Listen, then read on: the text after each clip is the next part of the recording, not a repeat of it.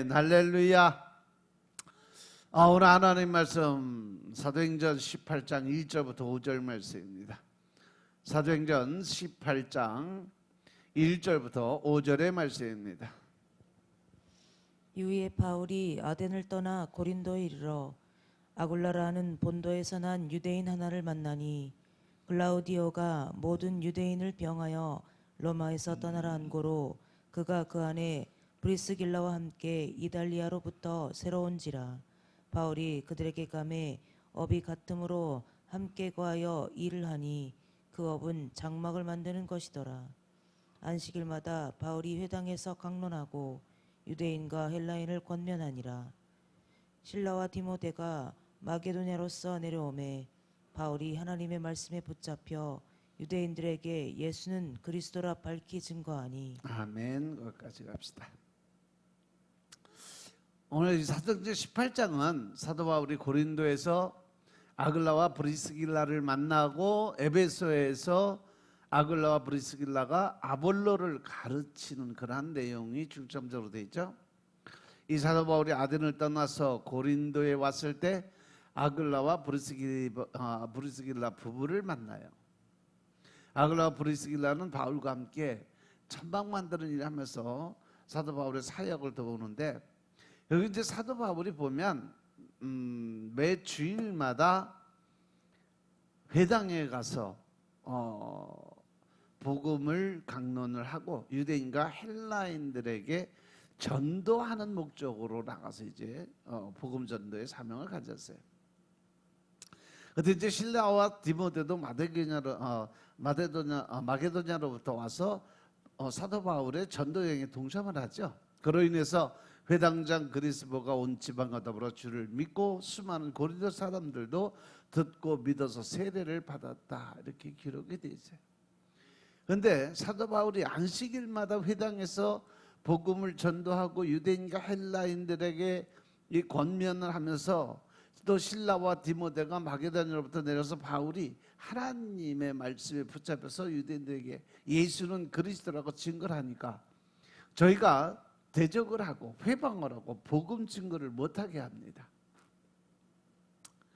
그래서 사도 바울이 열받았지, 혈기가 만빵이 된 것 같아요. 사도 바울이 옷을 털어내면서 너희 피가 너희 머리로 돌아갈 것이 나는 깨끗하다고 하면서 이후에 바로 이방인에게로 가겠다라고 얘기하면서 거기서 옮겨서 하나님을 공경하는 디도 유스도라 하는 사람의 집으로 들어가요. 근데 그 집이 바로 그 회당 옆에 있었다 그래요. 이렇게 사도 바울이 분을 참지 못하고 흥분을 하니까 하나님께서 직접 밤에 환상으로 찾아오셨어요. 그리고 바울에게 이야기를 합니다. 두려워하지 말고 침묵하지 말고 나가서 전하라고 이야기를 해요. 왜냐하면 내가 너와 함께 있으니까 어떤 사람도 너를 대적해서 해롭게 할 자가 없으니까, 이것은 이 성 중에 바로 내 백성 하나님의 백성들이 많이 있으니까 걱정하지 말고 가서 복음 전도해라 하시면서 격려를 해주시죠. 그 결과 사도 바울은 1년 6개월을 더 고린도에 머물고 하나님의 말씀을 가르치게 되죠. 그런데 유대인들이 일제히 일어나서 바울을 대적하고 법정으로 데리고 가서 이 사람이 율법을 어기면서까지 하나님을 공경하라고 사람들 가르친다고 소란을 피워요. 그로 인해서 사도 바울은 갱그리아와 에베소를 지나 시리아 안디옥으로 다시 돌아가게 되죠. 잠시 피신한 거죠. 그 후 갈라디아와 부르기아 땅으로 가서 제자들을 굳건하게 하는 3차 전도 여행이 이제 시작되는 장면이 이제 나와요.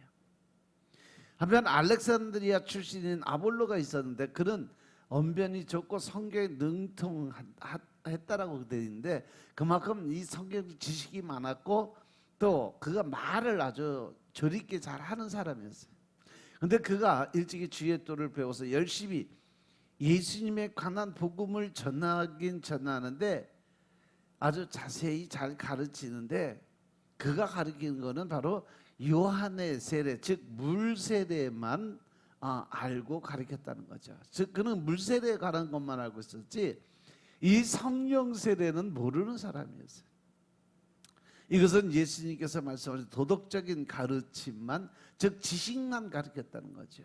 그 안에 성령님이 운행하시는 영적인 부분은 전혀 없었다는 거죠. 지금 이 시대에도 그런 사람들 많이 있어요. 성령 하시는 하나님의 그 일을 부인하고 부정하는 사람들, 다 이런 사람들이에요. 예수님께서 가르치신 도덕적인 가르침은 이 세상 어떤 철학자도 말한 적이 없는 고상한 가르침이었어요. 그런데 아글라와 브리스길라가 들어보니까 이거 아니다, 제가 지금 뭘 잘못 알고 있다. 그래서 이 아글라와 브리스길라 부부가 그를 데려다가 하나님의 도, 예수 그리스도의 도를 더 정확하게 성령님의 하시는 일에 대해서 가르쳤어요. 그래서 예수님은 단순한 도덕적인 선생이 아니라 그리스도고 메시아고 공중 앞에서 힘있게 증거를 했다라고 이야기하고, 은혜로 말미암아 많은 사람들에게 유익을 주었던 사람이다. 그래서 이 18장 전체를 이렇게 좀 정리를 해보면, 제일 먼저 사도 바울이 사역하는데 하나님께서 늘 동역자를 만나게 해주신 주님의 모습을 그려요. 사도 바울은 일찍이 주님께서 진실한 종들을 만나게 해주셨어요. 다메섹에서 주님의 제자 아나니아를 만나게 했고, 착하고 성령과 믿음이 충만했던 바나바를 만나게 했고, 또 고린도에서 바울에게 아글라와 브리스길라 부부를 만나게 하셨고, 실라와 디모데를 만나게 했어요. 즉 사도 바울이 사역을 할 때 필요한 모든 동역자들을 그때 때와 시에 맞춰서 하나님이 계속 붙여줘서 일을 하게끔 만들어 주셨다는 거죠. 이렇게 주님께서는 하나님의 종들에게 충성된 사람들을 만나게 해서 그 사역을 하는데 힘이 좀 덜 들게 늘 옆에 협력자로 세워주신다는 사실 명심하시기 바랍니다. 그리고 두 번째는 뭐냐, 이 성중에 하나님의 백성이 많이 있다는 것을 주면서 그 사역을 하는데 부담 갖지 않고 평안하게 할 수 있게 도와주셨다는 거죠. 주님께서 사도 바울에게 두려워하지 말고 침묵하지 말고 말을 해라. 내가 너와 함께 있으니까 어떤 사람도 너를 대적해서 해롭게 할 자가 없으니까 이것은 성중에 내 백성이 많이 있다고 말씀하셨어요. 이 말씀을 보면 열왕기상 19장 18절에 보시면 엘리야 시대에 엘리야가 이제 혼자 남았다고 고민을 하고 또 두려움과 근심 걱정에 쌓여 있었어요. 그런데 하나님께서 이 엘리야에게 찾아와서 뭐라고 그랬냐면, 내가 너를 위해 준비한 바알에게 무릎 꿇지 않는 7,000명의 군사를 남겨두었다라고 말씀하시면서 그를 위로해 주셨죠. 주님께서는요, 세상 끝날까지 늘 우리와 함께 하셔서 우리를 해할 자가 없게 하시고, 또 그 주위에 하나님의 백성들만 함께 하셔서 결국 하나님의 백성들을 낙심하지 않게 하시고 열매를 얻게 하시는 분이심을 믿으시기 바랍니다. 그리고 이제 예수님께서는 그리스도 메시아라는 것을 강조를 많이 해요. 예수님께서 이 세상에 어떤 사람도 말한 적이 없는 말씀하셨고, 또한 그렇게 말씀하신 대로 행동으로 보여주셨다는 거죠. 그래서 지금도 무신론자나 종교인들 가운데도 예수님을 가장 존경하는 사람으로 인정하는 사람들이 많이 있어요. 그런데 예수님을 하나님의 아들 그리스도로 믿지를 않고 그냥 지식적으로 존경하는 인물 정도로 생각한다는 거죠. 이것은 결코 주님을 기쁘게 할 수 없는 일이라는 거죠. 예수님께서 십자가에서 죽으신 이유가 스스로 하나님의 아들이라 주장하셨기 때문에 십자가 못 박혀 돌아가셨어요. 예수님을 주님으로 믿지 않고 그저 도덕적인 선생 정도로 인정하는 것은 예수님을 다시 십자가에 못 박아 죽이는 것과 다름이 없지 않겠냐는 거죠. 이제 본문으로 들어가면 사도 바울은 아덴을 따라서 고린도에 이제 들어오게 됩니다. 당시 고린도는 60만이 넘는 거대한 신흥 항구 도시였어요. 아덴이 학문과 예술의 도시라면 고린도는요, 상업과 향락의 도시였어요. 거기가 바로 항구 도시라서 그래요. 가서 보면 바다와 바로 직면에 있고 거기 수많은 배들이 이렇게 들어와서 항구 도시여서 무역이 활성화되던 그러한 시절이에요. 그리고 우리나라도 보면 인천이나 부산 쪽에 항구 도시 쪽에 가면 그 향락의 도시들이 따로 구성이 다 돼 있어요. 그것은 물질적으로 번영을 했지만 도덕적으로는 그 지극히 아주 타락해서 고린도와 같이 된다는 것은 이 말이 결국 이 방탕의 대명사가 될 정도로 고린도 지방의 사람들을 다 깔보는 그러한 시대가 있었어요. 당시 고린도에 있는 유명한 사랑의 여신 아프로디테 신전에 한 1000명의 여사제들이 살고 있었는데 이들은 다 모두 창녀들이었다고 그러죠. 거기서 그 아프로디테 여신에게 제사를 지내고 그 여사제들은 그날 밤은 반드시 남자들하고 자야 되는 책임과 의무가 있어요. 거부를 하면 그 자리에서 바로 사형이에요. 고린도 여자라고, 그래서 이 고린도 여자라고 하면 매춘부처럼 사람들이 생각을 하고 인정을 했어요. 그래서 이것은 복음의 역사를 이루기가 아주 위험한 것이었어요. 그러면 사도 바울은 이것을 어떻게 복음의 역사를 이뤘을까? 1절 2절에 보면 사도 바울이 아덴을 따라서 고린도에 가서 아굴라라는 본도에서 난 유대인 한 사람을 만나니 그 사람을 통해서 글라디오가 모두 유대인들을 명하여 그 로마에서 떠나라는 그런 칙령을 내려요. 아테네 전도 후에 사도 바울은 아테네를 떠나서 고린도로 갔어요. 거기에서 그는 본토 태생인 아굴라라는 유대 사람을 만나요. 그들은 신약에 나타난 가장 아름다운 부부였어요. 글라디오 황제가 모든 유대 사람에게 로마를 떠나라는 칙령을 내리는데 아굴라는 얼마 전에 그의 아내 브리스길라와 함께 아달리아에서 온 사람이었어요. 그래서 그들은 오자마자 쫓겨나게 생겼는데 사도 바울이 보니까 그들의 직업이 천막을 만드는 그러한 직업을 가진 사람이었어요. 그래서 사도 바울이 그들을 찾아가죠. 그리고 사도 바울은 그들과 같이 일할 것을 권유하면서 그들과 같이 일하면서 복음 전도를 하고 그것을 통해서 그들이 예수님을 믿고 사도 바울은 동역자를 하게 됐죠. 그래서 로마서 16장 4절에 보면요, 그들은 사도 바울을 위해서 자기의 목숨이라도 내놓을 만큼 사도 바울을 사랑하고 또 따랐다는 거죠. 로마서 16장 3절 4절에 보시면 너희가 그리스도 예수 안에서 나의 동역자인 브리스가와 아굴라에게 문안하라고 하면서 저희는 내 목숨을 위해서 자기의 목이라도 내어놓았나니 나뿐 아니라 이방인의 모든 교회도 저에게 감사하느니라. 그만큼 이 브리스가와 아굴라가 그만큼 사도 바울의 사역에 아주 전심으로 모든 걸 다 바쳐서 충성하는 그 자리에 있었다는 거죠. 그래서 3절에 보면 생업이 같음으로 함께 살며 일을 했다 그러는데 그 생업이 뭐냐? 바로 천막을 만드는 일이었다. 사도 바울은 아굴라와 생업이 같음으로 이 바울은 그들의 집에 묵으면서 함께 일을 했어요. 그들의 직업이 바로 천막을 만드는 일인데 그들은 이 천막을 만들면서 사도 바울은 안식일마다 회당의 토론을 벌이고 유대 사람과 그리스 사람들을 전도하러 다녔어요. 그리고 평일에는 장막 만드는 일을 하고 있었는데 아굴라는 사도 바울과 직업이 같음으로 함께 거하며 일을 했어요. 포로기 이후에 유대의 랍비들은 율법 공부 외에 자립할 수 있는 개인 기술들을 하나씩 다 가지고 있다고 그랬어요. 그런데 그때 당시 사도 바울에게는 천막 만드는 기술이 있었다는 거죠. 당시 이 천막은요, 목자나 군인들 또 여행자들을 위해서 많이 사용이 되었다 그래요. 그래서 사도 바울은 아글라와 브리스길라와 함께 천막을 만들면서 자연히 이들을 동역자로 얻게 된 거죠. 이렇게 우리가 어떠한 일을 직업을 가지면서 또 사업을 하면서도 그 사람들을 전도해서 동역자를 만드는 것이 바로 우리가 해야 될 일이다 이거죠. 사도 바울은 자비랑 선교사에 좋은 본을 보였던 사람이에요.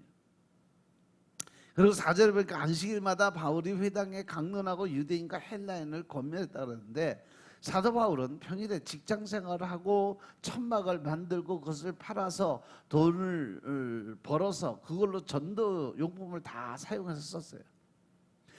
그리고 이 일을 하면서도 틈틈이 복음을 전하고 안식일에는 회당에 가서 하루 종일 복음을 전했어요. 사도 바울은 유대인과 헬라인들에게 전도를 중점적으로 했어요. 사도 바울이 우리에게 평신도 선교사로서 삶에 대한 좋은 본을 보여준 거죠.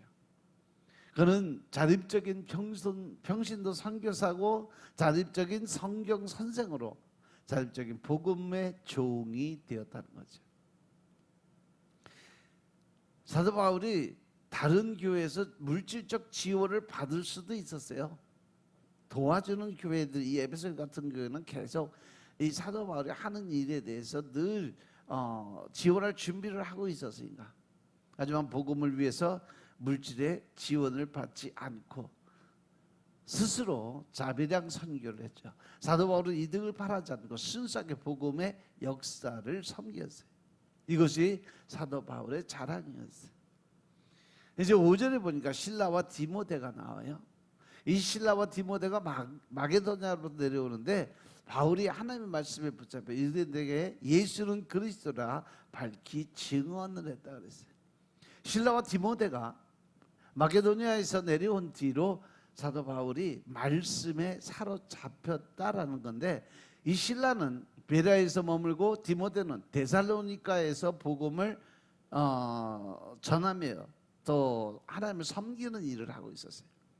그들이 베레아와 데살로니가 교회에서 고린도 교회로 오게 된 것도 사도 바울이 혼자 사역을 하다 보니까 힘이 들어서 그들을 오라고 요구를 했죠.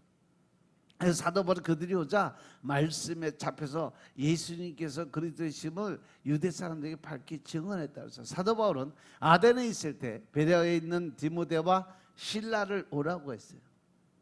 이 바울이 아덴에 있을 때는 이들이 오지 않아서 혼자 고군분투하며 전도 여행을 했는데, 이 바울이 아덴에서 고린도로 왔을 때 실라와 디모데가 베레아에서 바울이 있는 고린도까지 찾아왔어요. 그러니까 사도 바울이 힘을 얻어서 말씀에 붙잡혀서 유대인들에게 예수는 그리스도라고 더 강력하게 증거를 했다라는 표현의 방법이에요. 동역자가 없이 외롭게 투쟁하다가 믿음의 동역자들이 둘씩 나와서 영적인 환경을 만들어 주니까 사도 바울이 바로 하나님의 말씀에 사로잡혔다, 즉 성령의 인자가 더 강하게 힘을 얻어서 얻게 됐다는 거죠. 이렇게 우리가 전도 사역할 때는 동역자가 그만큼 중요하다고 그래요.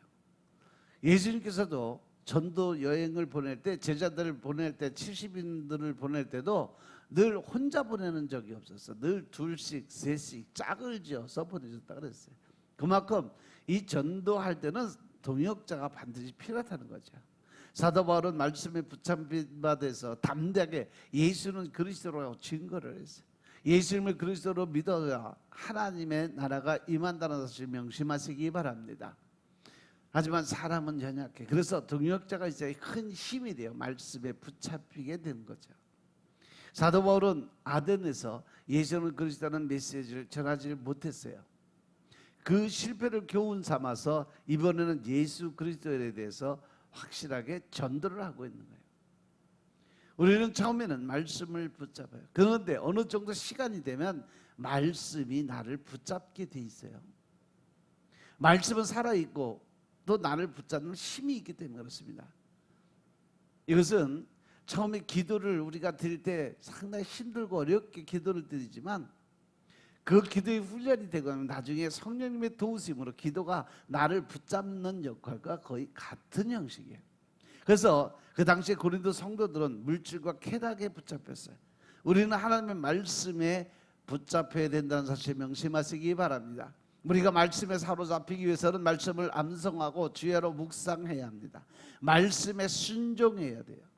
그렇게 때가 되면 하나님의 말씀이 나를 사로잡게 돼 있어요.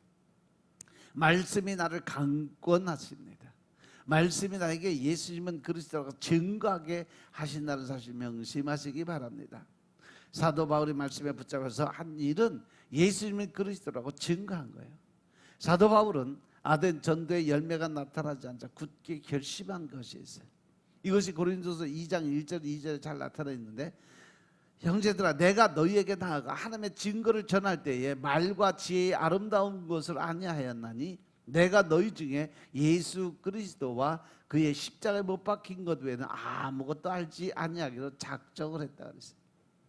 즉 그는 이것을 깨닫고 나니까 세상의 지식이, 지금까지 내가 알고 있던 세상의 모든 것들이 다 배설물같이 느낄 정도로 그는 오직 말씀에만 충실한 삶이 됐어요. 그가 예수님이 그리스도라고 증거하고자 하는 결심은 그 전도한다는 자신이 지혜에 있지 않고 다만 하나님의 능력에 있도록 하기 위함이었어요. 따라서 우리는 아름다운 미사 여고보다 예수님이 그리스도라는 것을 분명히 증거할 수 있는 담대함이 반드시 필요하다는 사실 명심하시기 바랍니다. 아멘. 그래서 예수님은 그리스도예요. 예수님은 질병보다 크신 분이고 예수님 앞에 문둥병도 중풍병자도 치료되고 여러 가지 질병이 치료됐어요. 예수님은 바람과 바다보다 크신 분이에요. 예수님 앞에서 바람과 바다도 잠잠해졌다는 거죠. 그뿐 아니라 십자가에서 우리의 허물과 실수를 다 감당하신 분이 바로 그리스도 예수이심을 믿으시기 바랍니다. 우리의 모든 죗값을 대신 치르신 분. 그래서 우리는 예수님이 그리스도이심을 믿어야 되고 그 예수님이 그리스도이심을 전해야 되는 사명자인 것임을 깨달으시기 바랍니다. 우리는 모든 메시지를 통해서 우리의 모든 삶을 통해서 예수님은 그리스도이심을 증거해야 되고 또 나아가서 그 복음 전도의 사명을 감당할 때 우리의 생명의 역사가 일어난다는 사실 명심하시고 늘 복음 전도 사명에 최선을 다하는 여러분들의 삶이 되시길 주의 이름으로 축원합니다. 아멘. 기도드리겠습니다. 아버지 하나님 감사드립니다. 오늘도 아버지 하나님의 뜻과 의를 깨닫고 알게 하여 주시고 믿음 안에서 우리가 주님을 바라보게 하시니 감사합니다. 늘 신령과 진정의 마음으로 하나님 나라의 군사가 될 수 있도록 주님이 축복하시고 오직 믿음 안에서 우리가 주의 영권 인권 물권의 권세자로 사용될 수 있도록 축복하옵소서. 오늘도 우리의 삶이 오직 주님의 영광 위에 살아가게 하여 주시고 또한 하나님 나라 영광 위에서 살아가게 하여 주시고 오늘도 하나님을 기쁘게 하고 즐겁게 할 수 있는 하루의 삶이 되게 축복하옵소서. 모든 말씀 우리 주 예수 그리스도의 이름으로 감사드리며 기도드려 싸움나이다. 아멘.